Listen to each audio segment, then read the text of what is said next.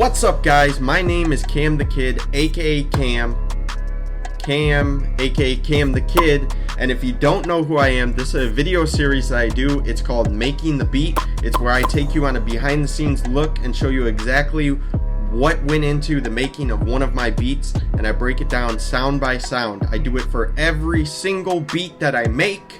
I know it's crazy. Who does that? No one. But I do. If you do know who I am, well, hey.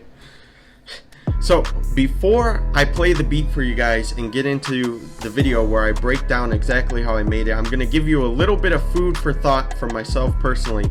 Earlier this week I was talking to a friend. He asked me a question. He wanted to know if I had any advice for how to unleash your inner creative. Now I'm not going to go too deep into that. I might on a later time in a full video dedicated to that, but for this purpose I'm just going to touch on it and give my 2 cents a little bit, because it's a very general question and I imagine it's very different depending on everybody's individual situation. Rule number 1, the most important rule to unleashing your inner creative, is that you have to be doing it for yourself. You have to be doing it for yourself. So you cannot be doing it because you're trying to get a check or you're trying to make a living by doing something you love. You need to be doing what you love, and then making a living doing it will ultimately, hopefully, come later down the long run.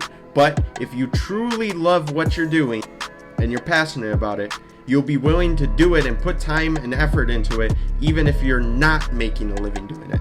So you see what I'm saying? It's not about the end, it's more about how you get there.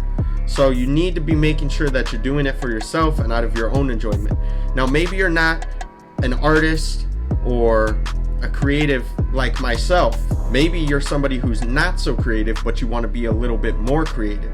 You need to channel one of your passions, something that you're very passionate about, something that you enjoy doing, and you need to just do it more. You need to get involved with that. And if it is something that you want to be a career, you've got to do it more often, and you've got to do it even when the money's not coming in. And then, maybe try to get a career doing something like that, or turning one of your hobbies into your own business, whatever it is. It's a very general question. It could be applied a lot of different ways, but the point is that you need to be doing it for yourself. You're not doing it for the goal at the end. You're doing it out of enjoyment, with the goal in the back of your head that you're striving towards achieving. Okay, so now with that being said, this is episode 4, Making the Beat, my beat minus. I'm gonna play it now. Thank you guys for checking it out. Peace.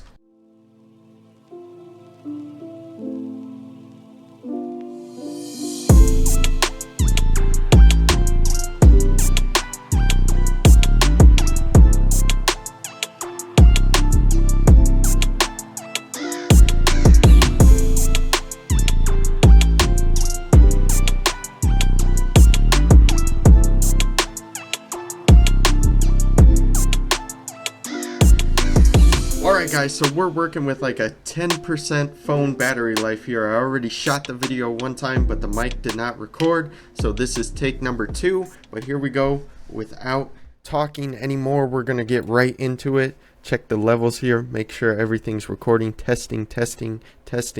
Okay, it seems to be working. Let's get it. Alright, so this beat is a very emotional, pretty simple beat. First things first, you need to know the entire beat is going to have this vinyl static playing throughout it. So next, I'm going to play you the first melody. The main melody in this entire beat is going to be these piano chords playing. I did Alt-R and Alt-S to randomize the velocities, as you see here, and to randomize the strum pattern, so you could see that none of the notes are lining up quite right, and that's going to add a little bit of more realisticness to the beat. So here we go. Here's how that sounds with the vinyl.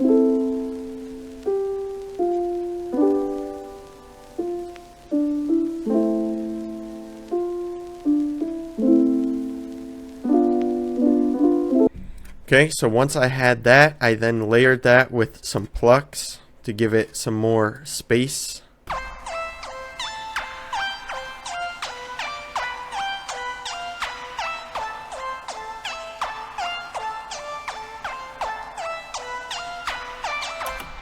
And then with the piano, those plucks sound like this.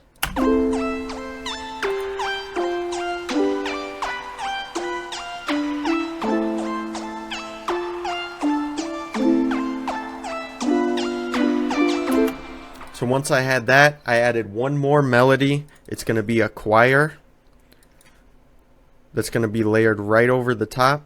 Just playing those same chords, add a little bit more depth and fullness to the beat.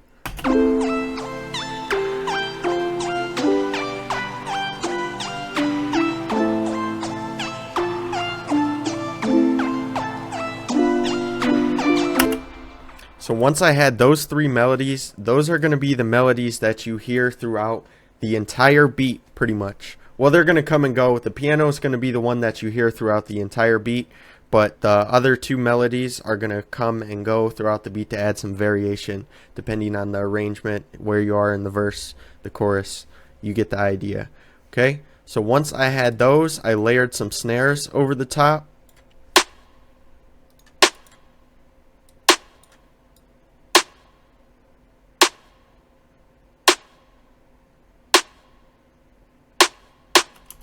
So a kind of rim shot almost, but it's more so a snare, but it's not so beefy because I EQ'd it. Then I added reverb to make it sound more realistic. I like that that a reverb snare or a clap in an emotional piano type of beat like this, it just sounds more realistic to me.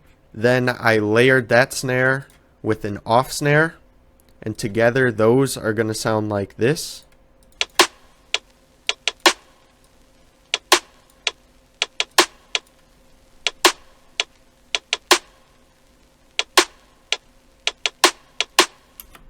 Once I had that, then I added the kick, of course, a very punchy kick. Pretty simple, but as always, very punchy.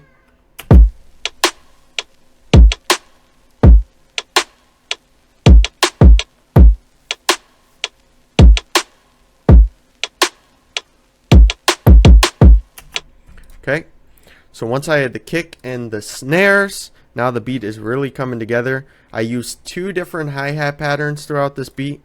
This is going to be the one throughout the verse that's going to just kind of keep the melody. It's like a two-step, just basic.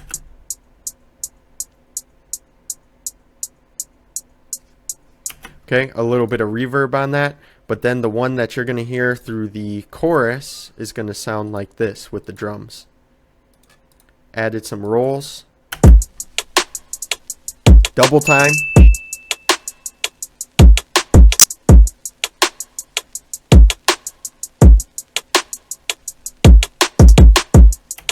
Okay, so you could hear I dropped it down in pitch. Excuse me, in a couple places. Added the double time, added reverb and an EQ on that. That's going to be the hi-hat throughout the chorus. I added this crow sound, which comes in a couple spots in the beat. It sounds like this. So just something to add a little bit of variation. Then a open hi-hat.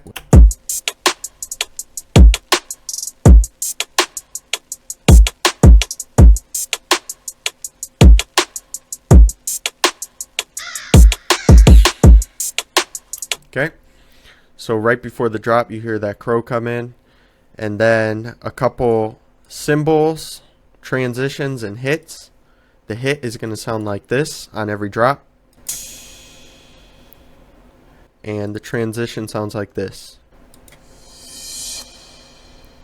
Then I went ahead and added the 808, maxed the levels on this, threw a little bit of distortion on it.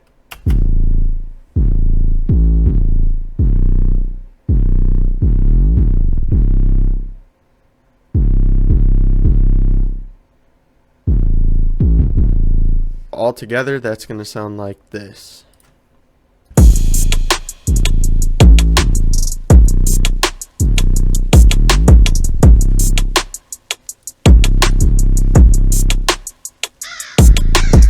That's the whole beat, guys.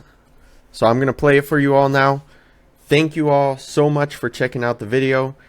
As always, if you like the video, like I said at the beginning, I do one of these for every single beat that I make. Every one. I'll be uploading a beat. In fact, I just uploaded it last night, a DaBaby beat. You could go in the description to my website. It's on there. That will be the next one of these Making the Beat episodes. I do episode 5. If you like the video, hit the thumbs up. If you like the content, subscribe, come back, check out that episode 5. It will be coming out probably in a few days. I might skip that and do something else in between. I'm done talking. I'm going to play the beat. Thank you guys so much for checking out the video, and I hope to see you in the future.